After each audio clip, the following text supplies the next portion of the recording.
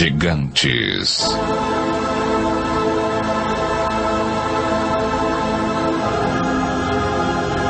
Mistério e mito.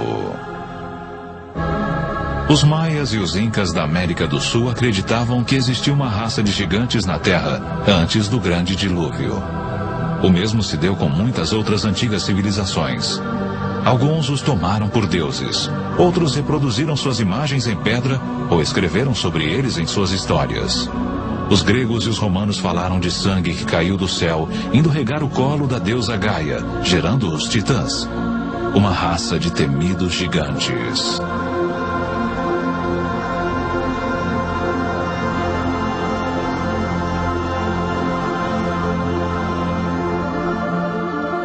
Talvez o mais famoso tenha sido Golias, o filisteu, um dos 5 irmãos gigantes. Vangel Jones é um arqueólogo com estilo próprio. Ele passou a vida inteira rastreando Golias e a Arca da Aliança que o Midrash, o livro sagrado dos judeus, diz ter sido feita pelo gigante. Golias abriu caminho à força por entre os soldados israelitas, correu e jogou a arca sobre os ombros, abateu Pinhas e Humphrey e levou a arca de volta ao acampamento dos filisteus. Foi aqui neste campo, 24 quilômetros sudoeste da atual Jerusalém, que a lenda conta que Golias foi finalmente morto. Não por um guerreiro gigante como ele próprio, mas por um menino insignificante, Davi, que, como indica esta placa do século IX a.C., mais tarde se tornaria rei dos israelitas. Davi enfiou a mão em sua sacola, de onde tirou essa coisa preta com longas correias de couro, e colocou-a em volta dos braços assim e disse: "Você veio me enfrentar com um broquel e armadura e um escudo e uma espada, mas eu vou enfrentá-lo em nome do Senhor, Deus de Israel." Ele então tirou outro par de correias da sacola, mas estas continham uma pedra.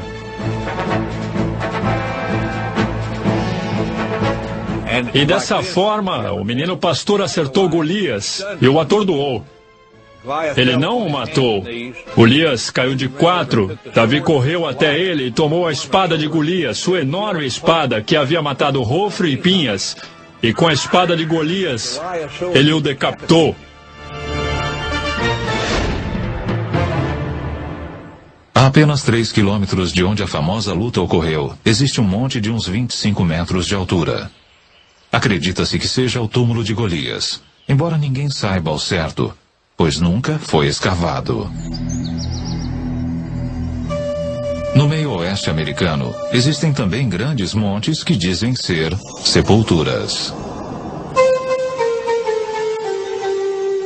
Um escritor que já vendeu mais de 15 milhões de livros e que escreveu extensivamente sobre gigantes é Brad Steiger. Foram abertas sepulturas coletivas de gigantes, algumas delas com homens medindo 2,5 metros, algumas mulheres de 2,10 metros de altura, alguns recordes de homens com 3 metros e crânios extremamente grandes. E curiosamente, alguns destes crânios tinham chifres, alguns tinham fileiras extras de dentes, outros tinham o que chamaríamos de anomalias. Eram crânios incrivelmente grandes. Um arqueólogo independente que há muito tempo é fascinado por lendas de gigantes americanos chama-se David Hatcher Childress. Vários montes foram escavados no meio oeste americano, começando por volta de 1850. E, em muitos casos, eles encontravam esqueletos de pessoas com mais de 2,10 metros de altura. E, em muitos casos, tinham fileiras duplas de dentes, bem como, em alguns casos, 6 dedos em cada mão e 6 dedos em cada pé. O esqueleto encontrado em Bridgeville Falls, na Califórnia, por um grupo de mineiros, primeiro eles encontraram uma parede com hieróglifos muito intrincados. Pensaram que iriam encontrar ouro por trás da parede. Eles derrubaram e acharam uma mulher segurando uma criança coberta de pele, de um pó estranho. O mesmo tipo de restos mortais de uma mulher alta e mumificada foi encontrado no Texas, no Vale da Morte e em outras partes da Califórnia. Estes antigos recortes de jornal são tudo o que resta destes misteriosos gigantes. Vencedor do prêmio de melhor jornalista do ano, Jim Marrs tem especial interesse na ciência especulativa. A arqueologia naqueles tempos ainda estava gatinhando. Qualquer um que tivesse uma pá saía por aí vendo se encontrava alguma coisa. Porém, o interessante é que, na verdade, não podemos relacionar a descoberta desses corpos mumificados e fósseis e ossos gigantes com nenhum lugar em particular. Eles foram encontrados na Grécia, na Itália, foram encontrados no Oriente Médio e na América. E mesmo que descartemos alguns como sendo mistificação ou interpretação errônea de alguma outra coisa, ainda nos resta evidência suficiente para demonstrar que em certa época eles caminharam sobre a Terra.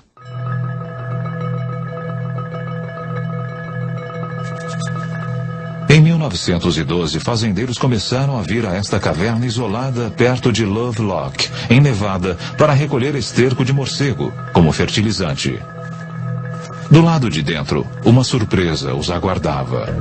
Eles começaram a cavar a camada de 3 a 5 metros de esterco que havia aqui nesta caverna. E começaram a encontrar alguns artefatos estranhos. Eram reproduções de patos em cestas. Outros objetos para caçar e pescar no lago das proximidades, que agora está secando. Mas aí eles descobriram coisas muito estranhas, que foram aqueles gigantes mumificados. Esses gigantes tinham de 2 a 2,15 metros de altura. Em muitos casos haviam sido mumificados, enrolados como as múmias do Egito e tinham longos cabelos vermelhos até os ombros. Os fazendeiros não encontraram explicação para eles. Era a coisa mais estranha que já haviam visto, porém os índios Paiutes que viviam na região tinham conhecimento deles. Inclusive em 1883, Sarah Winnemucca, uma princesa Paiute, havia escrito um livro chamado A Vida entre os Paiutes. Neste livro ela fala bastante dos gigantes de cabelos vermelhos que viviam em torno deste lago e que moravam nesta caverna. Ela dizia que eram canibais. Aquela tribo devorava os mortos. Eles guerreavam com o meu povo. Meu povo saiu para trabalhar e juntar madeira para tapar a entrada da caverna. Por fim, meu povo ateou fogo e gritou para eles: rendam-se ou morrerão. Porém, não receberam resposta. Agora, um dos maiores mistérios do Oeste é o que teria acontecido a esses gigantes. Quase 60 esqueletos foram retirados dessa caverna, mas ninguém sabe onde se encontram hoje. Teria havido, neste caso, alguma espécie de acobertamento arqueológico? Algo que se relacione a gigantes? Talvez a história toda não passe de uma lenda rural. Ou, como toneladas de ossos de búfalos, os esqueletos teriam sido queimados e misturados ao esterco dos morcegos, usado como fertilizante. Qualquer que seja a explicação, a prova da existência dos gigantes desapareceu. Mas, ao mesmo tempo, incríveis pistas de sua existência podem ser encontradas por todo o mundo.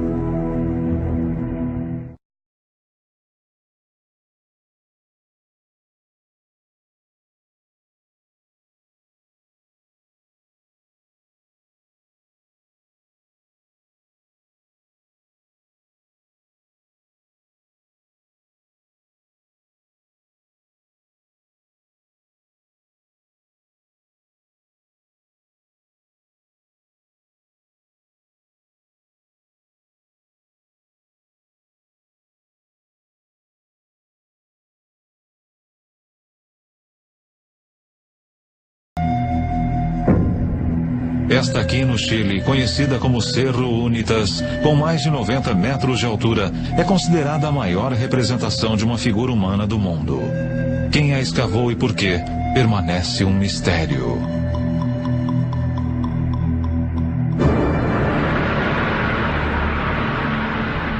Do outro lado do mundo, no Reino Unido, outras figuras gigantes fitam o céu. Esta aqui é conhecida como Cerne Abbas, perto de Shaftesbury. Escavado na encosta gredosa, não se sabe há quanto tempo. Talvez represente o herói mitológico Hércules. 260 quilômetros dali, o homem de Wilmington. 85 metros dos pés à cabeça, ele emerge das encostas inglesas como um deus gigante de outra era. A Grã-Bretanha está repleta de sítios assim, relacionados com gigantes. Jennifer Westwood é uma autoridade em folclore inglês. E no começo, a Grã-Bretanha era habitada apenas por gigantes. E naquele tempo era chamada de Albion. Depois da queda de Troia, um herói chamado Brutus veio até aqui com todos os seus homens e decidiu conquistar Albion. Eles, então, lutaram por uns tempos contra esses gigantes muito selvagens e mataram a maioria deles. Porém, mantiveram vivo um, chamado Gog Magog, de 3,60 metros de altura. E ele teve de enfrentar, numa luta, o Duque da Cornualha, chamado Corinius. Um de cada vez levou vantagem. E aí, Gog Magog partiu algumas costelas de Corinius. Este ficou tão enfurecido que simplesmente ergueu esse gigante de quase 4 metros, correu com ele até a costa e o atirou do penhasco. O gigante se espatifou nas pedras abaixo e seu sangue tingiu as rochas de vermelho.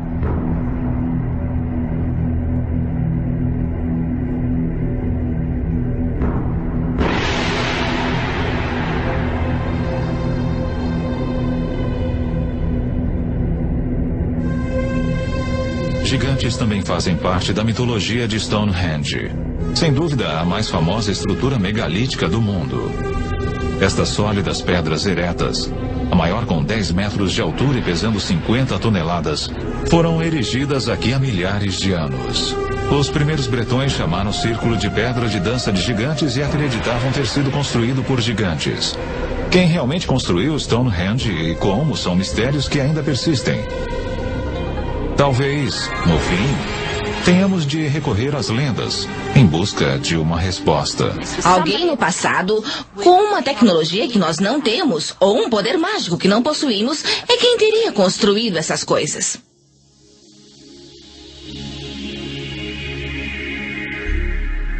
O Gilgal Refaíta, em formato de espiral, está situado nas colinas de Golã, 80 quilômetros de Damasco.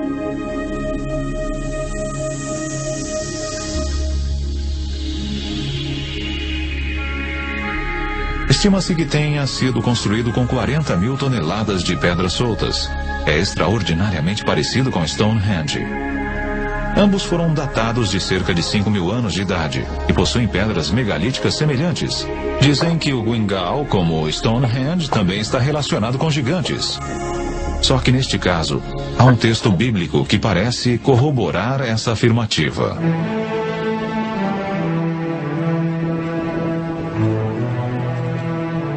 O arqueólogo israelita Daniel Herman está investigando a recém-escavada sepultura. Este é o túmulo de alguém, obviamente um homem muito poderoso. Vejam o tamanho das lajes de pedra utilizadas. Isto deve ter consumido um tempo e um esforço enormes para construir.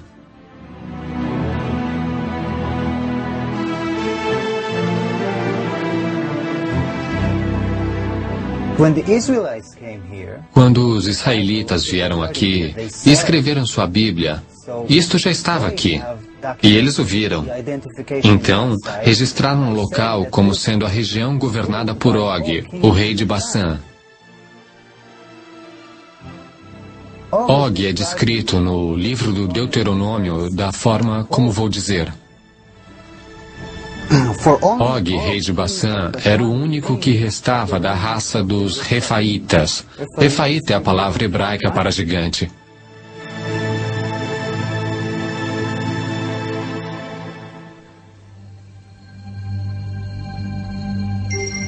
A superfície do nosso planeta está salpicada de construções gigantescas que remontam a milhares de anos.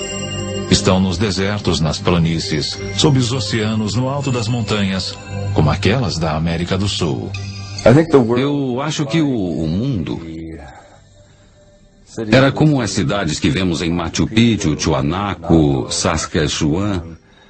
Acho que era um mundo povoado por gigantes que construíam suas estruturas com maciços blocos de pedra, blocos de 250 a 500 toneladas. Sólidas ruínas cujas dimensões chocam nossa imaginação são encontradas por toda a América Central e do Sul.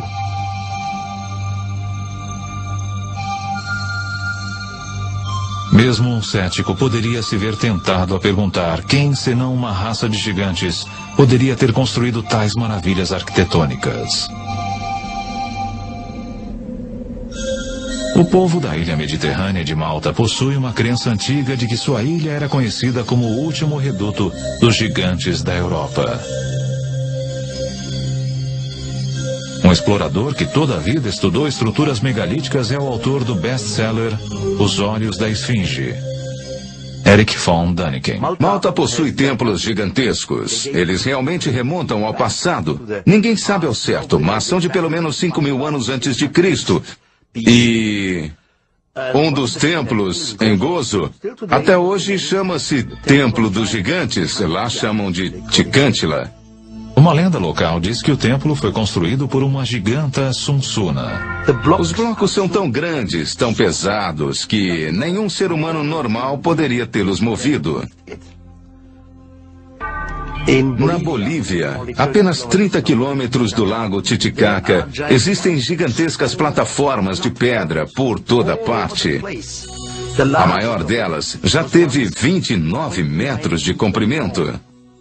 Seu peso foi calculado em 900 toneladas.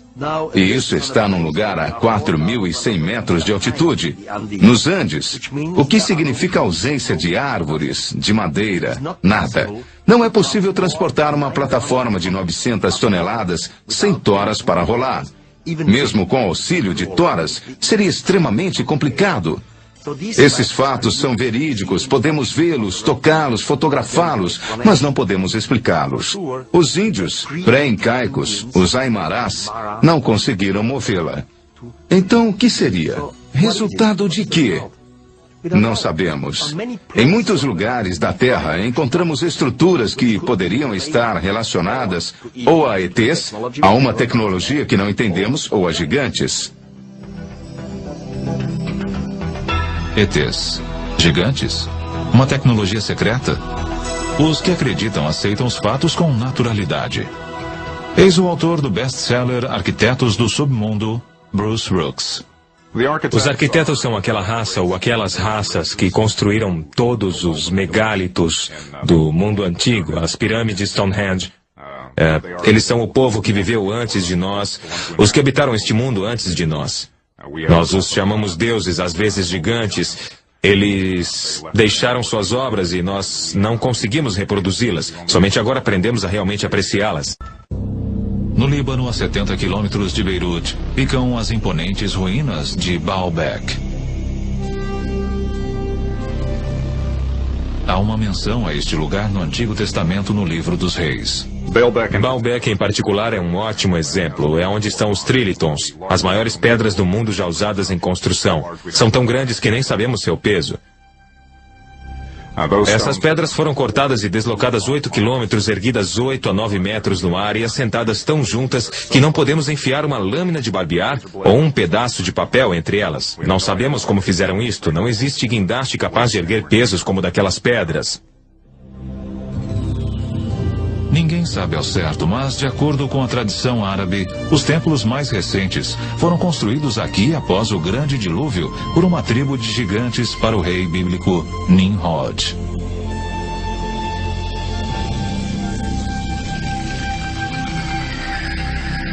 Mas o que realmente queremos dizer com a palavra gigante? Monstros sanguinários como os cíclopes da Odisseia de Homero? Ou os ogres dos contos de fadas infantis?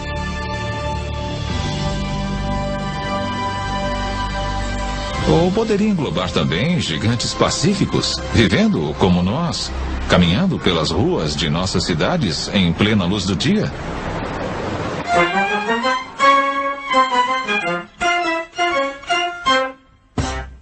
Existem duas espécies de pessoas que podemos chamar de gigantes. Há os gigantes que são geneticamente programados para ser altos, pessoas que são normais, porém seus genes os levaram a ficar muito, muito altos. E depois temos as pessoas que sofrem de alguma espécie de disfunção, a mais comum das quais é a acromegalia, que é uma doença resultante da produção excessiva do hormônio de crescimento. Uma acromegalia tem muitos efeitos sobre o corpo. Não produz apenas pessoas excessivamente altas, mas traz problemas potenciais ao esqueleto e a alguns órgãos internos.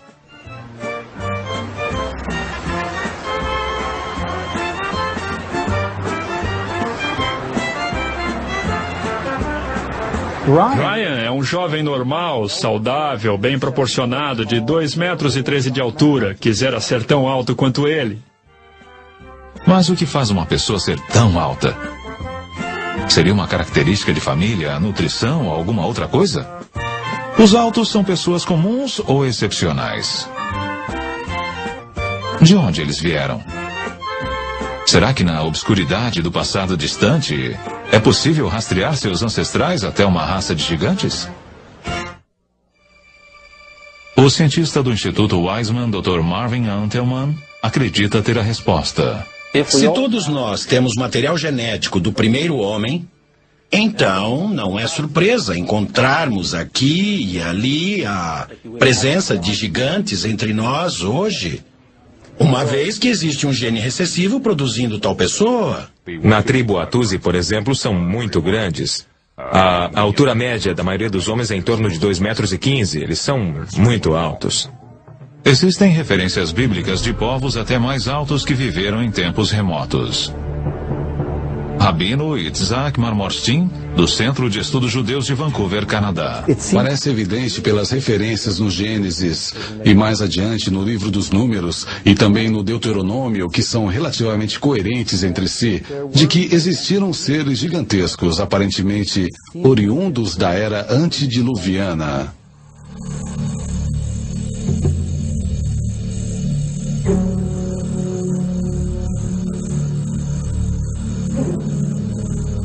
Seria possível que as condições ambientais de eras passadas tivessem favorecido o desenvolvimento dos gigantes? Certamente sabemos, através de evidências fósseis, que algumas espécies, como os dinossauros, cresceram muitas vezes mais do que o fariam hoje.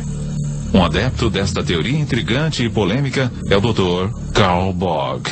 Expressões genéticas otimizadas significam o melhor, que o organismo contido no DNA pode expressar em função de condições atmosféricas favoráveis. Evidências fósseis demonstram que árvores como as gigantescas sequoias da Califórnia cresceram muito mais do que o fazem hoje. Uma teoria explica isto dizendo que as condições ambientais do passado distante eram mais propícias ao crescimento gigante.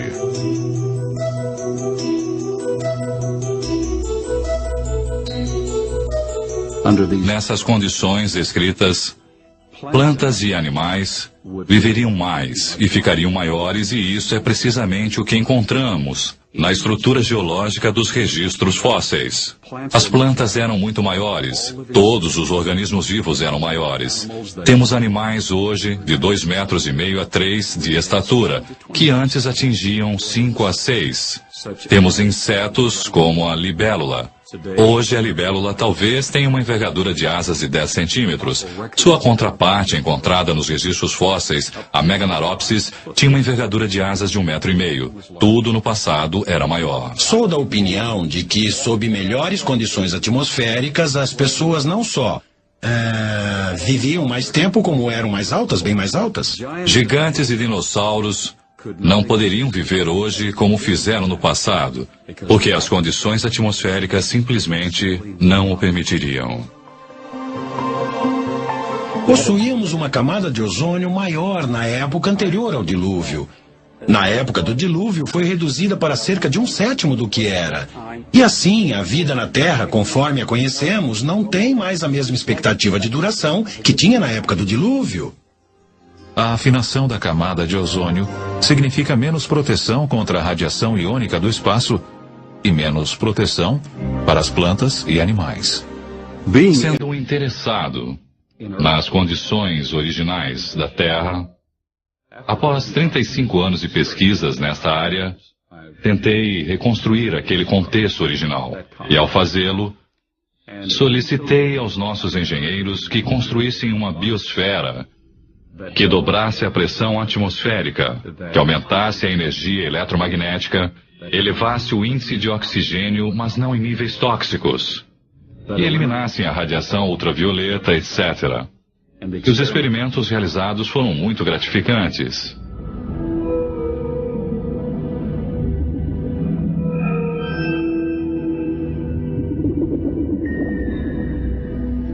Em nossa experiência científica controlada, medimos os efeitos de uma estação com o campo eletromagnético sobre sistemas biológicos.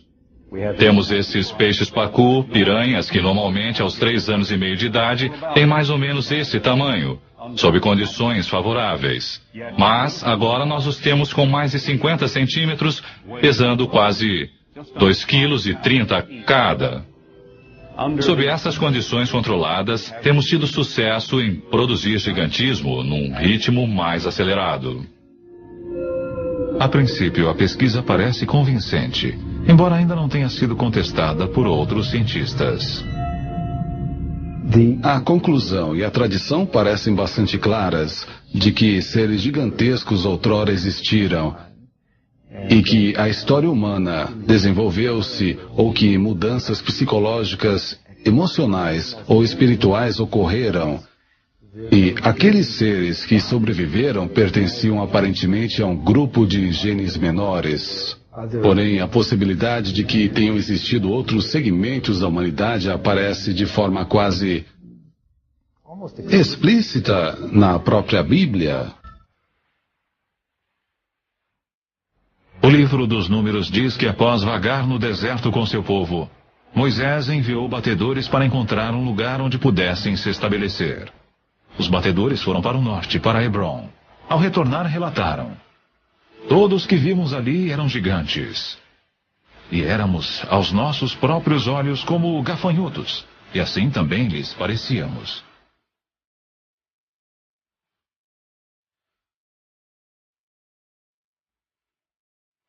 As tribos continuaram para Nordeste, para o Monte Seir, hoje conhecido como Petra, na Jordânia. Mas este também, como mencionado na Bíblia, havia sido ocupado por gigantes. Para onde quer que se voltassem, pareciam encontrar sinais de gigantes. Se olharmos as Escrituras, havia gigantes na Terra naqueles tempos.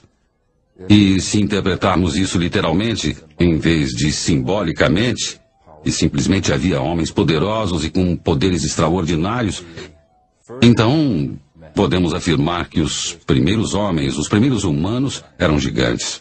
Podemos também teorizar que esses gigantes vieram de algum outro lugar e criaram na Terra uma colônia. Este conceito por si só é uma coisa surpreendente. Porém, um povo mais antigo que os israelitas acreditavam exatamente na mesma coisa. Eles escreveram que os gigantes eram seres celestiais que vieram não da Terra, mas de outro planeta.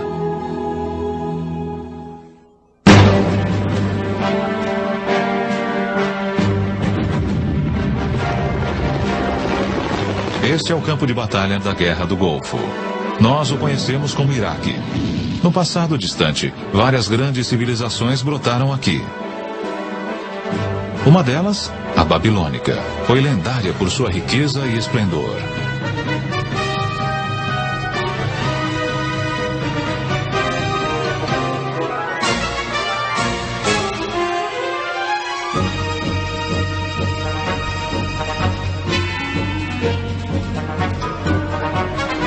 Porém, muito antes da Babilônia, há 6.000 anos, outra notável civilização desenvolveu-se aqui.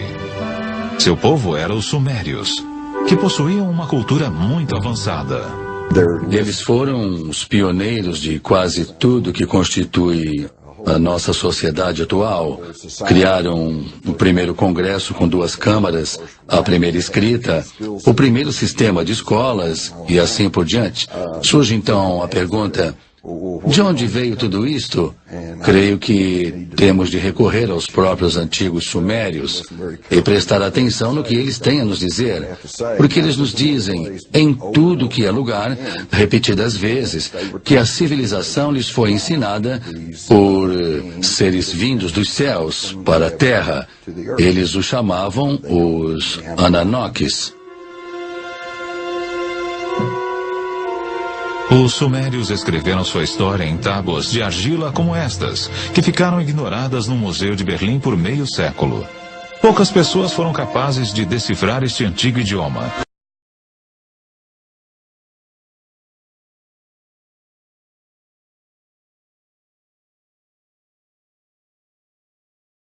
Mas uma delas é Zecharia Sitchin. Os escritos e as evidências pictóricas deixados pelos sumérios remontam a 6.000 anos. Falam e retratam um povo que veio de um outro planeta, que chamavam de Nibiru. E muitas das descrições o apresentam como sendo muito maior, pelo menos 1/3 maior do que a média dos seres humanos. Portanto, eram gigantes. Este lacre cilíndrico sumério de um museu de Berlim é surpreendente por várias razões. Primeiro, ele retrata nosso sistema solar com o Sol ao centro e os planetas espalhados em torno dele. Um fato não conhecido da ciência europeia até cerca de 300 anos atrás. Mostra também o planeta Urano, que nós só descobrimos em 1930. E, incrivelmente, existe um outro planeta que os sumérios chamavam de Nibiru, o que acreditavam ser o lugar de onde os Ananokes, ou gigantes celestiais, teriam vindo. Se observarmos estas 3 figuras retratadas aqui, parecem ser quase todas do mesmo tamanho. Mas, se prestarmos atenção, veremos que esta figura da divindade está sentada. E se calcularmos seu tamanho pela medida dos joelhos ao quadril, verificaremos que ela tem uns 3 metros de altura. É um daqueles que desceu dos céus para a terra. Os astrônomos em busca de sinais de vida extraterrestre prescrutam cada vez mais fundo o universo. Porém, talvez devessem estar procurando o tempo todo, mais perto de casa. Porque é no nosso próprio sistema solar que um misterioso objeto foi recentemente detectado perto de onde os sumérios assinalaram o local de seu planeta Nibiru, o lar dos Ananokes. Para os que acreditam, isto é uma prova convincente de que os gigantes celestiais são reais.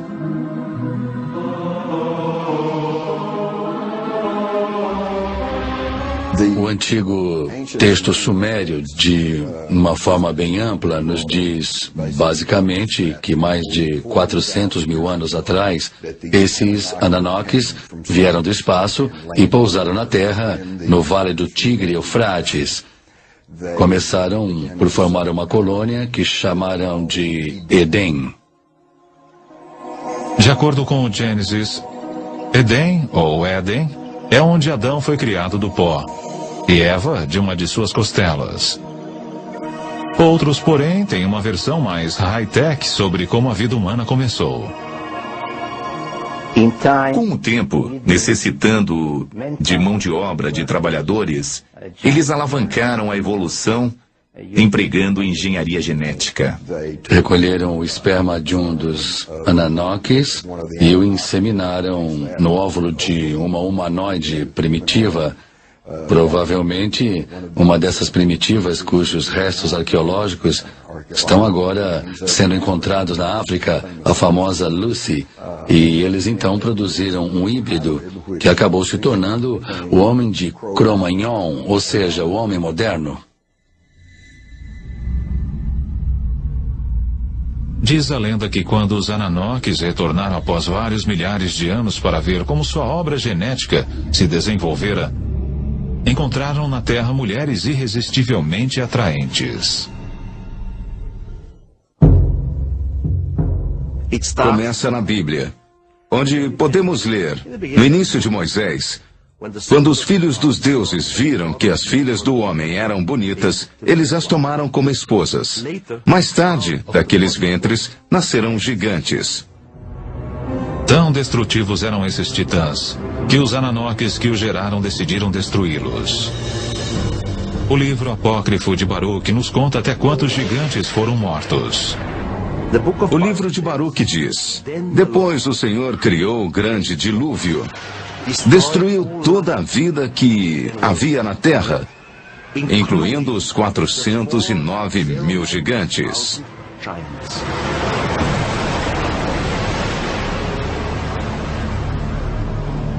De acordo com a história, alguns dos titãs sobreviveram.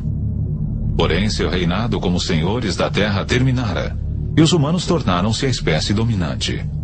Os gigantes até hoje vivem em nossas memórias, como algo profundamente enraizado que remonta aos primórdios de nossa existência. Para alguns, isto é bem mais do que simples lembranças. Talvez estes sejam aqueles que relatam cada vez mais encontros com gigantes saindo de OVNIs.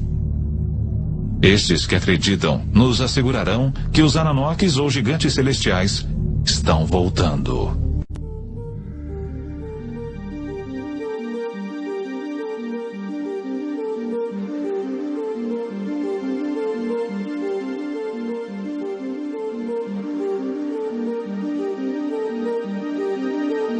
The town of Yatzitz is 25 miles west of Jerusalem.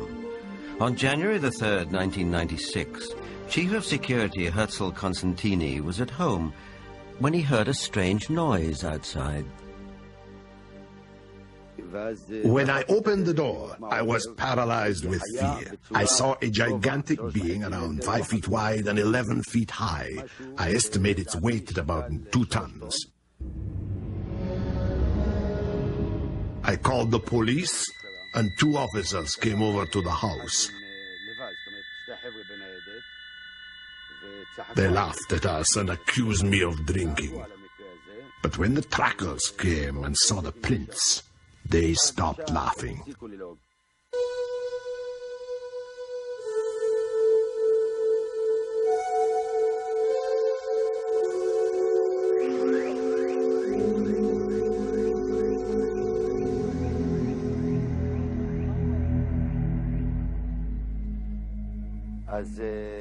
The tracks led right across my field. Many of them were 14 inches deep.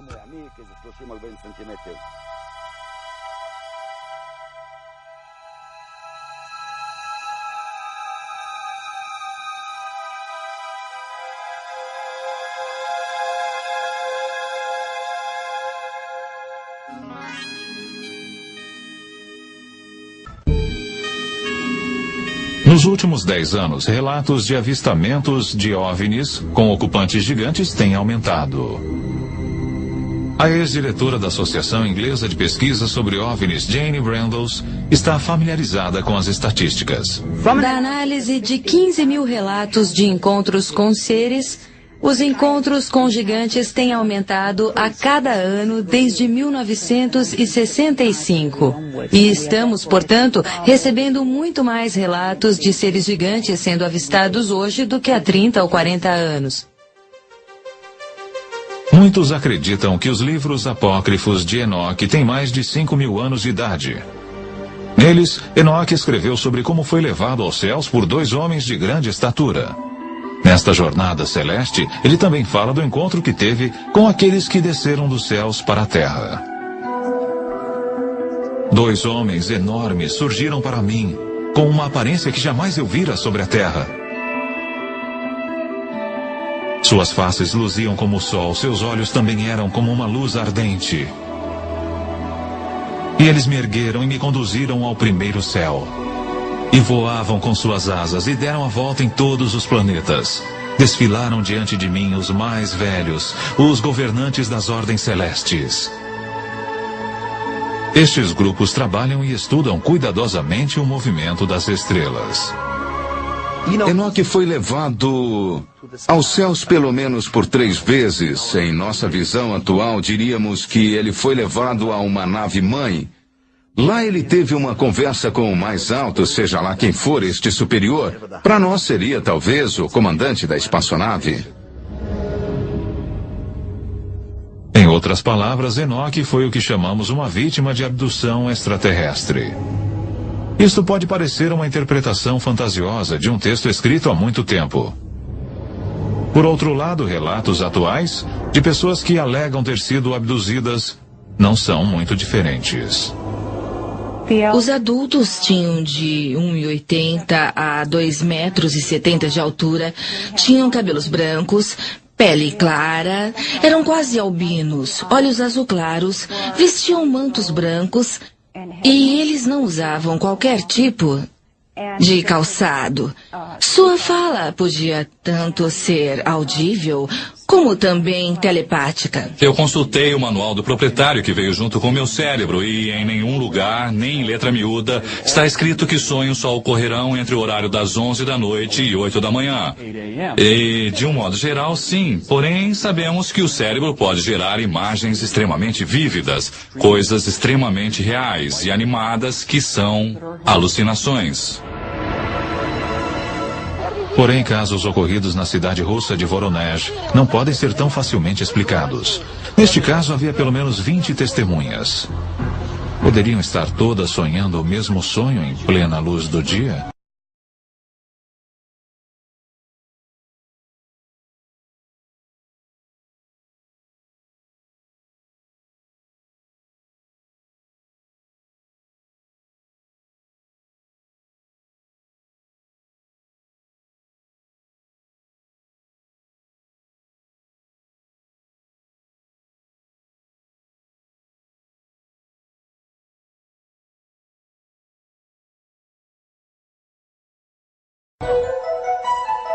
Em setembro de 1989, algo aconteceu na cidade de Voronezh, 320 quilômetros ao sul de Moscou, que chamou a atenção da imprensa mundial.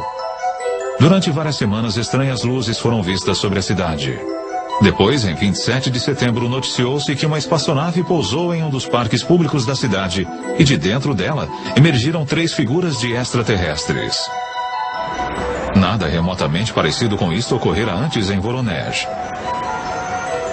Antes de vir para a América em 1990, o jornalista ucraniano Paul Stonehill cobriu o caso Voronezh para a imprensa internacional.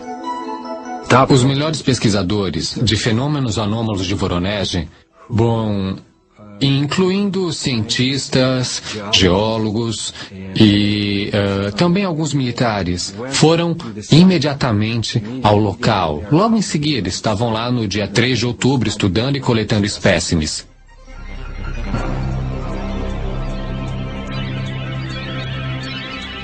O encontro tornou-se a sensação da mídia, na rede nacional de televisão e na imprensa mundial.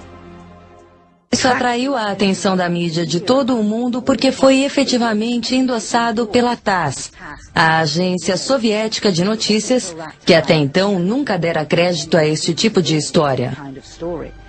Eles tiveram a oportunidade de conversar com muitas das testemunhas oculares, adultos, crianças, policiais, professores, estudantes e cientistas que haviam visto OVNIs semelhantes ou mesmo com outros formatos. O consenso era de que seres gigantes saíram da estranha nave, fizeram algumas pesquisas por Voronezh, retornaram à nave e partiram.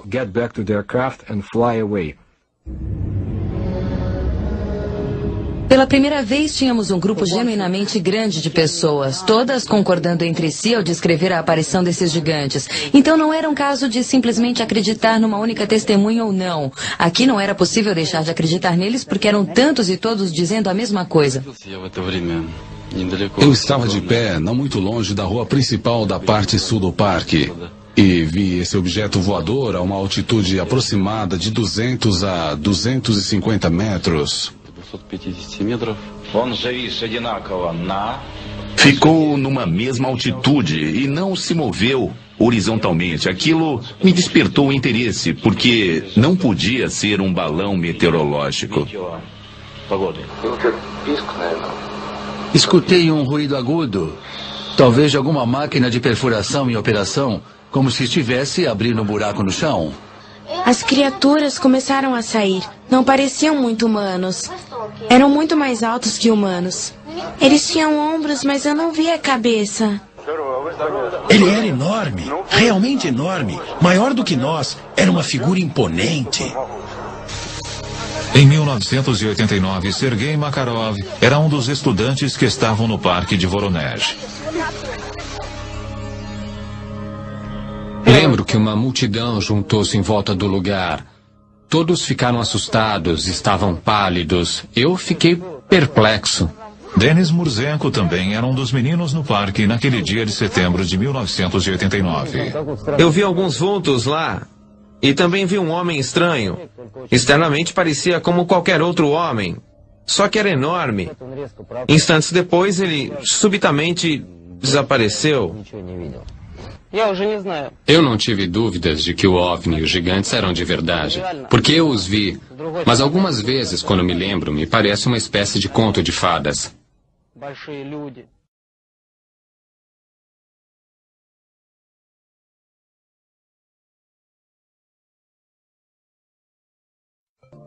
O que estamos vendo hoje é muito parecido com o que vimos ao longo de toda a história. Não é nada novo.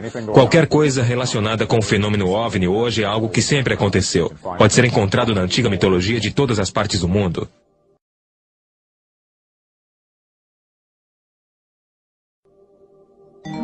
Nós temos as investigações e, naturalmente, em alguns casos, temos pinturas em cavernas de seres com a aparência de gigantes e até pegadas gigantes. Eu diria que existiu algo no passado e que este algo era muito maior do que os nossos terráqueos normais. Teriam eles sido nossos pais? Eles foram os patriarcas que vieram antes de nós e são citados em todas as lendas. Os gigantes, os olímpicos que vieram antes de nós.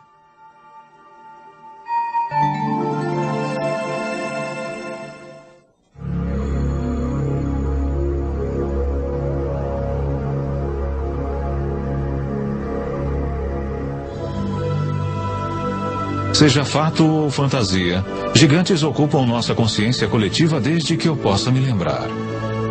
Mas teria uma raça de gigantes habitado realmente a Terra? Os textos antigos, bem como algumas evidências, sugerem que sim. E seria possível que genes recessivos, existentes nos homens de 2,10 metros e 2,50 metros que caminham entre nós hoje, estivessem relacionados à antiga raça dos gigantes? Agora, com relatos como os dos gigantes de Voronezh, ficamos imaginando se talvez os deuses gigantes dos sumérios não estariam voltando. Mas, sejam eles reais, imaginários ou alegóricos, uma coisa é certa. O mistério e o mito dos gigantes nos acompanharão ainda por um longo